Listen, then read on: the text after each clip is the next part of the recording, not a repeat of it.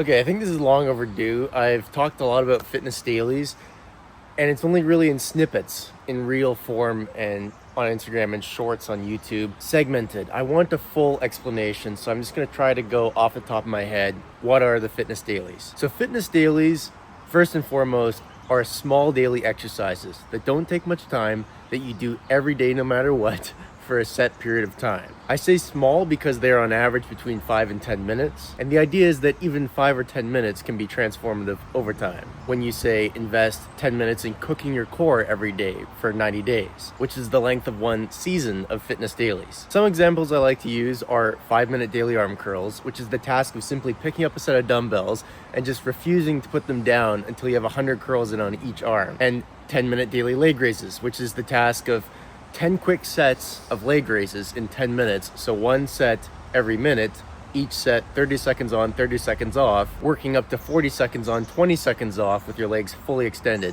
which is truly transformative if you do that every day for 90 days. And you see a small daily investment of time, 5 or 10 minutes, barely factors into your accounting of your day. Even some of the biggest fitness dailies that I've written out in the program that I finally published at 20 minutes that involve compound exercises, such as 20-minute daily overhead press, doing a set of 10 reps every other minute for 20 minutes. Even a bigger fitness daily like this is fairly easily accommodated in your day. Again, it's just 20 minutes out of your entire day. So the point is, we're all busy people, and whether or not you can afford to get in the gym every day, you can certainly afford your 5-minute daily arm curls every day. The whole idea is that this small amount of time is easily lost in the course of your average person's average day. We scroll Instagram, we do things that don't benefit us. We can't even account for so much of our lost time. There's literally a term for it. It's called void time. And yes, some of that's spent in transit, going between home and work and wherever, but a lot of that is just, you can't account for it. It's not doing anything for us. So we can take a little bit of that time and invest it in something we've always wanted. Maybe you've always thought it'd be cool to have a decent set of arms or a ripped up core. Fitness dailies are the perfect way to get these things. You just make a small daily investment in it every day for 90 days. And at the end of that time, you will enjoy some nice results. At a cost of what? Taking some wasted time and just reallocating it, putting it into something, a small daily investment in the gains bank, stacking that compound interest. It's like an additional investment strategy you should have on top of whatever else you're already doing, whether that's a lot or not very much. All you have to do is imagine how you will feel at the end of 90 days, enjoying those arm gains or those core gains, or whatever it is you're interested in developing. Just make your small daily investment in it and don't think about it. This is how I got my first real arm gains. 10-minute daily leg raises to this day is all I've ever done for my core. And pause. It's not lacking. It is what it is. It works. So each season, just pick 1 or 2 or even 3 things that you want to invest in a little bit each day. I say 3 as maximum fitness dailies per season, because any more than 3 and it stops being like a small investment of time per day, which is obviously a key aspect of the fitness dailies. And one of the things that makes them most attractive as an investment strategy for bodybuilding. And actually, it doesn't even need to be bodybuilding stuff necessarily. Perhaps you're stiff and you just want some mobility. Fitness dailies are a great way to build mobility as well. A daily forward fold, for example. Just spending a few minutes each day trying to touch your toes. It sounds so simple to the point that it's almost silly, right? But that's because it is so simple. It's just like one of those things that nobody ever said out loud. We all understand that if you want to get better at the piano, practice more. We live in this weird age where these principles of practicing more and doing it more in order to get better at it, we don't apply to fitness, because we have the optimal lift bros, science-based lifters who want to hit you over the head with recovery days and taking time off. Say you're overtraining. I'll get to that in a minute. Point is that 3 minutes is nothing. And if you do it every day for 90 days, you will enjoy some nice forward mobility, flexibility, just after 1 season of fitness dailies. In other words, at the end of 90 days, you'll just be more flexible, because that 3 minutes a day, in the same way that 3 minutes was previously lost before you reinvested it into something productive, even if it's invested in something, it's still 3 minutes a day. It's still nothing. So you enjoy this mobility, these results for nothing, just for picking something and saying, I will do this every day no matter what. The cost of 3 minutes is nothing. It's something that most people consider a write-off. But if you put it into something good, it can be transformative over time. And this is another thing that's awesome about fitness dailies. It's easy to be consistent in at 3 minutes at such a low time cost. And if you're consistent in them, well, this helps you build consistency and momentum. Building these things is the hardest thing for most people. One of the things that people struggle with the most. One of the most determinant factors in your long-term success. Made easy. Like, we can find a reason and an excuse to skip an hour-long workout in the gym and lose momentum and stop being consistent and fall off. But you have less reason and less excuse to skip such a small investment of time per day. Fitness dailies are really what got me in the game. It started when I was working construction, and I just decided to do 500 push-ups every day no matter what. Obviously, this is not a small investment of time per day. This, in fact, took me almost all day when I first started doing it, but it led me to the concept of the fitness dailies. Because by doing something every day, I got better at it, and it took me less and less time, and eventually I was able to do all 500 push-ups by lunchtime. See, not knowing any better, not knowing about all the hot air the optimal and science-based lifter bros are coming up with, I just saw that doing something every day no matter what worked.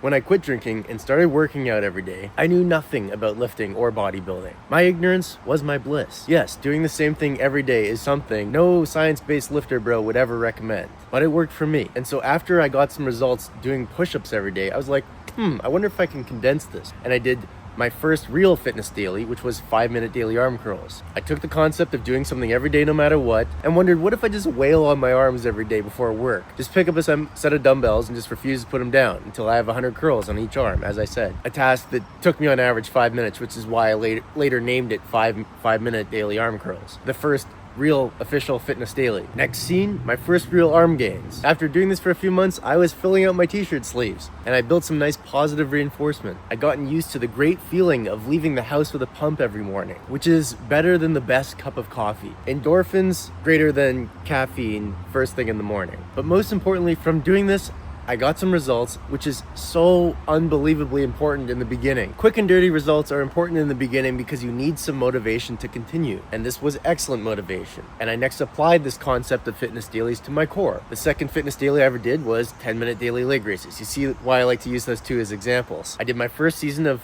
10-minute daily leg raises, and wouldn't you know it, it worked. After this, I went on to do a fitness daily for chest, a barbell row fitness daily to build my back once I realized I was built forward, and then a pull-up fitness daily once I had the strength for overhead pulling from my barbell rows, and then an overhead press fitness daily. And then I tried my first squat fitness daily, which was absolutely brutal. And then I tried just hanging from a bar every day for 3 minutes for some nice grip strength and spinal decompression. By this point, I was just totally hooked on just investing in little things every season. And in the past 4 or 5 years at this point, I've done well over a dozen seasons of fitness dailies and dozens of fitness dailies. By this point, I've targeted growth in just about every area of my physique. I've done way more than just achieved my first arm gains and core gains, made my first shoulder gains, chest gains, calf gains, quad, glute, hamstring gains, on and on. Sometimes if I'm still making progress at the end of 90 days, I'll roll over, or I'm just enjoying the fitness daily, I'll roll it over into the next season. People will say that doing the same thing every day to try to target growth in specific areas, picking some small exercise and doing it every day no matter what, will lead to muscle imbalances. Let me tell you something. Muscle imbalances are baked into the cake. They're going to happen regardless. Even if you start with a traditional weekly workout split and try to develop everything all at once, all at the same rate,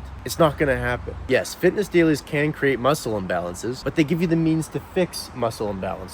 Like when I was built forward from doing dips every day, and then I built my back by implementing a season of daily barbell rows. And today, my back is one of my best features. If you try to correct muscle imbalances within the context of a regular workout split, without having some fitness dailies you do on the side, it's going to be very difficult to fix. Because again, you're trying to develop everything all at the same rate. A workout split is balanced. It's in the name. It's split up. There isn't an inordinate focus on developing one thing rapidly. There isn't a part of a workout split where you invest a little bit in trying to force growth in one area to correct imbalances in another. So you see, fitness dailies are great for the newcomer, obviously. You don't spread yourself thin at the beginning, which is super important. You get that positive reinforcement early, which is super important. You capitalize on those newbie gains and you force some quick results and get real encouragement and motivation to continue. You get consistent and you build that momentum easily because it's a small investment of time per day. And fitness dailies are good for you if you're already working a full-on weekly workout split, which is why I say fitness dailies are meant to be done